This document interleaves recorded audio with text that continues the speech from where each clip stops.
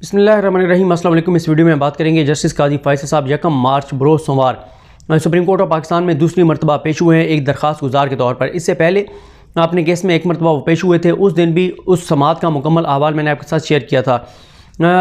जब 1 मार्च को यानी आज काजी फैसल साहब कोर्ट रूम में पेश हुए तो उनसे पहले जैसे समात का आगाज़ किया गया तो 10 जजेस आकर बैठे। एडवोकेट ऑन रिकॉर्ड ने आकर बताया अदालत को कि जस्टिस काजी फैसल साहब के जो वकील हैं मुनीर मलिक एडवोकेट, वो उनकी तबीयत नासाज है, वो नहीं आ सके। इसी दौरान काजी फैसल साहब रोशनाम पर आते हैं और काजी फैसल साहब ने आकर कहा कि वो ख़ुद जो है वो दलाइल देना चाहते हैं और इस मौके पर उनकी अहलिया और उनकी बेटी भी पहली लाइन में मौजूद थी और वो भी बैठी थी रोशनाम पर। काजी फैसल साहब मौजूद थे। काजी फैसल साहब ने कहा कि ये जो केस है 10 जजेस सुन रहे हैं, बहुत कम ऐसा होता है कि 10 जजेस बैठकर इस तरह से केस सुने। ये मामला एक जज के एहतसाब का, जजेस के कंडक्ट का है, वहीं पर सुप्रीम जुडिशल कौंसिल के कंडक्ट का है और जो हुकूमत का कंडक्ट है उनका भी है, उनके कंडक्ट का भी है। इसलिए पूरी कौम इस केस की तरफ नज़रें लगाए हुए है, पूरी कौम इसको देख रही है। सिर्फ ये वजह नहीं है कि लोग जो है वो मुझसे मोहब्बत करते हैं। उन्होंने अदालत को ये कहा कि मेरी साख को मुतासिर किया गया, हमारे ऊपर इल्ज़ामात लगाए गए, मेरी और मेरी फैमिली के ऊपर इल्ज़ामात लगाए गए और सुप्रीम जुडिशल कौंसिल जिसकी कार्रवाई जो है वो इन कैमरा होती है, खुफिया होती है, लेकिन सुप्रीम जुडिशल कौंसिल के सरबराह जो कि इस इंस्टीट्यूट के सरबराह हैं चीफ जस्टिस पाकिस्तान, उस वक्त चीफ जस्टिस पाकिस्तान को सदर पाकिस्तान ने एक रेफरेंस भेजा और वो रेफरेंस मीडिया पर लीक किया गया, हुकूमत की जानिब से लीक किया गया। और उसके बाद वो जो दरख्वास्त है उसमें वो ये भी लिख चुके हैं कि वो जो एक उनके खिलाफ एक और रेफरेंस आया था जो उन्होंने सदर पाकिस्तान आरिफ अलवी को 3 ख़त लिखे थे, उन खतूत पर भी उनके खिलाफ जो रेफरेंस आया था उस पर भी उनको ये एतराज़ है कि उस रेफरेंस के ऊपर जो फ़ैसला था वो आसिफ सईद खान खोसा साहब ने वो फ़ैसला सुप्रीम कोर्ट की वेबसाइट पर क्यों अपलोड करवाया था। वो ये समझते हैं कि वो फ़ैसला वहाँ पर अपलोड नहीं होना चाहिए था और वो कहते हैं कि उनको आज तक उसकी कॉपी भी नहीं मिली। उसके बाद उन्होंने कहा कि मेरी तो जो तस्दीक की गई मेरी बीवी और बच्चों की तस्दीक की गई और उन्होंने कहा कि मैं अफसोसनाक सूरत हाल है कि जज मैं हूँ, लेकिन साथ तौहीन और तज़हीक जो है वो मेरी अहलिया की भी की गई और उन्होंने अफसोस का इस पर इजहार किया।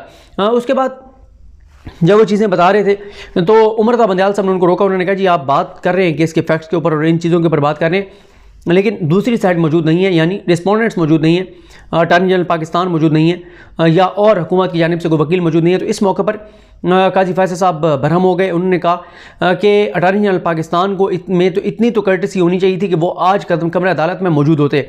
उस पर उमर रज़ा बंदयाल साहब ने कहा क्योंकि ये रिव्यू हम सुन रहे हैं, ये नज़रसानी दरख्वास्त हम सुन रहे हैं और हमने अभी तक उनको नोटिस नहीं किया, तो शायद इसी वजह से वो नहीं आए। इस दौरान जब देखा गया तो आमिर रहमान साहब मौजूद थे और वैसे सोहेल महमूद साहब भी मौजूद थे, एडिशनल अटॉर्नी जनरल पाकिस्तान, जो कि वो जो सेनेट इलेक्शन वाला मामला है उसमें भी अटॉर्नी जनरल को असिस्ट कर रहे थे सोहेल महमूद साहब। आमिर रहमान साहब आए, उन्होंने अदालत को आकर बताया कि वो अपनी पर्सनल कैपेसिटी में आकर बैठे हुए थे अदालती कार्रवाई को ऑब्जर्व करने के लिए और उन्होंने बताया कि अटॉर्नी जनरल पाकिस्तान खालिद जवेद खान साहब को कोविड हुआ है, जिस वजह से उन्होंने वो आइसोलेटेड है। यहाँ पर हम ये दुआ करते हैं अल्लाह ताला उनको जो अपने हिफ्ज़-ओ-मान में रखे और अल्लाह ताला उन्हें जल्द अज जल्द मुकम्मल सेहतयाबी अता फरमाए। उसके बाद आमिर रहमान साहब ने कहा, आमिर रहमान साहब को के बात करने से पहले उन्होंने बात की काजी फैसल साहब ने। उन्होंने कहा मसला ये है कि एक और जज साहब रिटायर होने वाले हैं और उनका इशारा मकबूल बाकर साहब की तरफ था जो कि मेरे ख्याल अप्रैल में रिटायर हो रहे हैं। तो उन्होंने कहा एक और जज साहब रिटायर होने वाले हैं और मैं नहीं चाहता कि ये मामला फिर एक जो है वो आइनी पेचीदगी पैदा हो और ये बेंच टूटे और फिर नया बेंच बने और दोबारा से हेयरिंग जो है वो स्टार्ट हो। तो उन्होंने कहा मैं ये नहीं चाहता, पहले हमने बहुत जो है वो मुश्किल वक्त गुजारा है, जो कुछ हमारे साथ किया गया है, इसलिए मैं चाहता हूँ कि आप इसको एज सुन एज पॉसिबल निपटाएं। जिस पर कहा उमर रज़ा बंदयाल साहब ने, उन्होंने कहा कि जी बिल्कुल हमें एहसास है कि आपने सफ़र किया है, आपने और आपकी फैमिली ने, हम इस मामले को जल्दी निपटाना चाहते हैं। उसके बाद उन्होंने कहा मकबूल बाकर साहब ने आमिर रहमान साहब को कि आप जो कि एडिशनल अटॉर्नी जनरल पाकिस्तान है, उनसे ये कहा कि आप कोर्ट रूम में आएँ, आकर नोट्स लेना शुरू करें और जब अटॉर्नी जनरल आएंगे या जब आपकी बारी आएगी, क्योंकि फ़रोग नसीम साहब ने दलाइल दिए थे और फ़रोग नसीम साहब का भी बताया गया कि वो मुल्क से बाहर हैं और वो 11 मार्च या 12 मार्च को बताया गया है कि वो वापस आएंगे। इस मौके पर काजी फैसल साहब ने कहा कि वो रिव्यू जो उनकी एप्लीकेशन है उससे पहले एक और दरख्वास्त है जिस पे वो दलाइल देना चाहते हैं। उन्होंने दोबारा ये बताया कि क्योंकि मीडिया पे उनके खिलाफ खबरें चलती रहीं और वो उन्होंने दरख्वास्त में भी लिखा हुआ है कि एक जज के तौर पर वो प्रेस कॉन्फ्रेंस नहीं कर सकते थे, वो मीडिया पर नहीं आ सकते थे, वन साइडेड रिपोर्टिंग हुई, हुकूमत की ग्रिप है मीडिया पे, हुकूमत ने गाजी फैसल साहब के खिलाफ खबरें चलवाई। तो वो ये कहते हैं कि अब मेरी इस्तदा ये है कि सुप्रीम कोर्ट ऑफ पाकिस्तान फ़ैसला दे कि ये जो प्रोसीडिंग है, ये प्रोसीडिंग लाइव जो है वो टेलीकास्ट की जाए PTV पर, और PTV पर ना सिर्फ चले बल्कि निजी चैनल्स को तहरीरी तौर पर लिखकर ये पैमरा की जानिब से कहा जाए कि उनको नहीं रोका जाएगा अगर वो काजी फैसल साहब की प्रोसीडिंग को लाइव दिखाना चाहते हैं। बल्कि उन्होंने ये भी कहा कि निजी TV चैनल्स को भी, प्राइवेट चैनल्स को भी पाबंद किया जाए कि काजी फैसल साहब की ये जो नज़रानी दरख्वास्त है इसकी मुकम्मल समाअत जो है उसको जो है वो लाइव नशर किया जाए। इस मौके पर उमर अता बंदियाल साहब ने कहा कि आप एक गैर मामूली जो है वो हमसे एक फ़ैसला चाह रहे हैं कि हम ये कहें कि लाइव दिखाया जाए। उसमें उन्होंने कहा कि एक तो हमें अपने पैरामीटर्स देखने पड़ेंगे, और दूसरा उन्होंने कहा कि दूसरा ये भी है कि हमें जो है वो अगर हम आपको ये अपॉर्चुनिटी देते हैं तो फिर कल को हर दरख्वास्त गुजार आकर कहेगा कि मुझे भी ये अपॉर्चुनिटी दी जाए और मेरी समाअत भी लाइव दिखाई जाए। इस मौके पे जस्टिस गाजी फैसल साहब ने कहा कि आप हुकूमत को नोटिस जारी करें ताकि पता चले कि हुकूमत मेरी इस दरख्वास्त की मुखालफत करती है या नहीं करती। तो इस पर उमर अता बंदियाल साहब ने कहा कि अभी हम उनको नोटिस नहीं कर रहे, पहले आप हमें इस पर मुतमिन करेंगे, हम भी चीज़ें देखेंगे और उसके बाद हम कोई फ़ैसला जो है वो जारी करेंगे।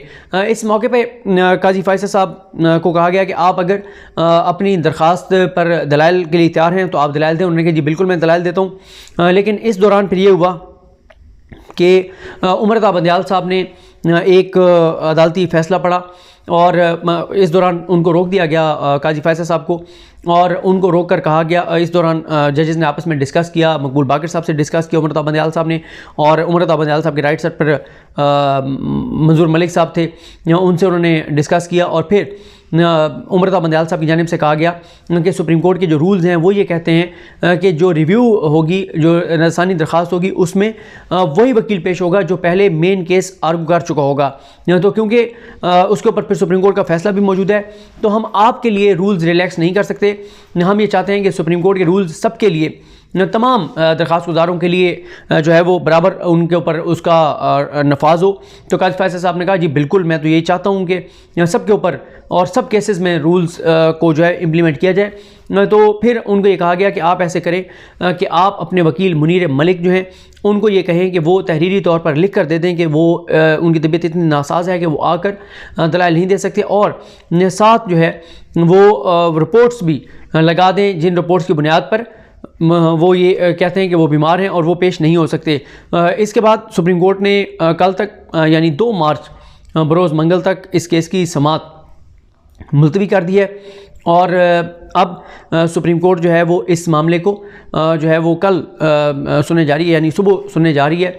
और ये भी आपको बताऊं कि 11:30 बजे वो सुनेगी, और 9:30 से 11 बजे तक 2 इंपॉर्टेंट केसेस हैं। उनमें से एक केस जो है वो सैफुल्लाह अबड़ो जो सेनेट के उम्मीदवार हैं PTI की जानिब से, उनके कागजात नामजदगी को चैलेंज किया गया है, उसकी भी सुबह समाअत है। अभी अहमद अदील सरफराज हैं, उन्होंने ट्वीट किया हुआ था, मैं तो कॉज लिस्ट नहीं देख सका, लेकिन अहमद अदील सरफराज साहब ने ट्वीट किया हुआ था कि सुबह वो केस है। और साथ ही जो इस्लामाबाद हाई कोर्ट पर हमले का केस है वो भी सुबह समाअत के लिए मुकर्रर है कि देखते हैं उसमें क्या होता है। तो ये काजी फैसल साहब की मैंने आपको बताया, लेकिन जब वो इस दरख्वास्त पे अपने दलाइल मुकम्मल कर लेंगे, जिस दरख्वास्त में वो ये कहते हैं कि लाइव का टेलीकास्ट किया जाए, उसके फैसला आने के बाद सुप्रीम कोर्ट ऑफ पाकिस्तान उनकी नज़रसानी दरख्वास्त को सुनना शुरू करेगी। और नज़रसानी दरख्वास्त में वो यही चाहते हैं कि सुप्रीम कोर्ट के 7 जजेस ने जो फैसला दिया था कि FPR तहकीकात करके और FPR वो रिपोर्ट सुप्रीम जुडिशल कौंसिल को भेजेगा, और सुप्रीम जुडिशल कौंसिल उसके ऊपर खुद जो उनके एक इख्तियारात हैं खुद वो कार्रवाई का आगाज़ कर सकते हैं गाजी फैसल साहब के ख़िलाफ़। तो वो इस फ़ैसले को कलअदम करार दिलवाना चाहते हैं। वो ये कहते हैं कि ये फ़ैसला गलत है। वो ये कहते हैं कि उनकी अहलिया जो कि पहले फ्री की नहीं थी, तो उनको कैसे उनके हवाले से सुप्रीम कोर्ट ने इतना बड़ा फ़ैसला जारी कर दिया। तो बहरहाल देखते हैं इस हवाले से क्या फ़ैसला सामने आता है।